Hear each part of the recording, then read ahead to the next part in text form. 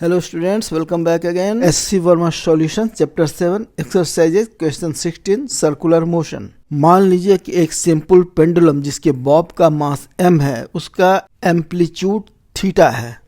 तो स्ट्रिंग में टेंशन पता कीजिए जब बॉब अपने एक्सट्रीम पोजीशन पर है। आंसर, जैसा कि हमने पिछले प्रॉब्लम में देखा है कि जब पेंडुलम का स्ट्रिंग वर्टिकल से थीटा एंगल बनाता है तो उसमें जो टेंशन होता है वो दो कारण से होता है। पहला कारण होता है जो उसका सर्कुलर मोशन होता है बॉब का, उसे एक सेंट्रीपिटल फोर्स प्रोवाइड करने के कारण, तथा दूसरा जो वेट होता है बॉब का, उसका स्ट्रिंग लाइन के अलोंग जो कंपोनेंट होता है mg cos थीटा, उसे बैलेंस करने के कारण।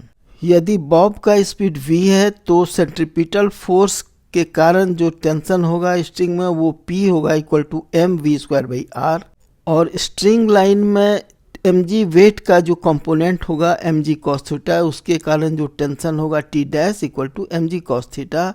इस प्रकार टोटल टेंशन स्ट्रिंग में होगा T equal to P plus T dash, that is T equal to mv²/r plus mg cos theta.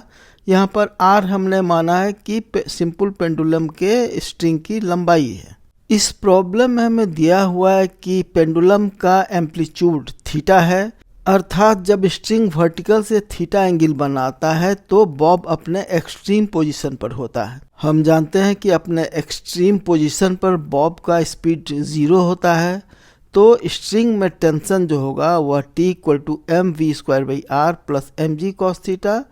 तो पहला टर्म 0 हो जाएगा क्योंकि v 0 है, तो हमें सिर्फ दूसरा टर्म बचता है mg cos थीटा। तो टेंशन इन द स्ट्रिंग हो जाएगा mg cos थीटा। यही हमारा आंसर होगा। वीडियो सॉल्यूशन देखने के लिए धन्यवाद। कृपया वीडियो को लाइक और शेयर करें तथा इस चैनल को सब्सक्राइब करें। धन्यवाद, थैंक यू, विजिट अगेन।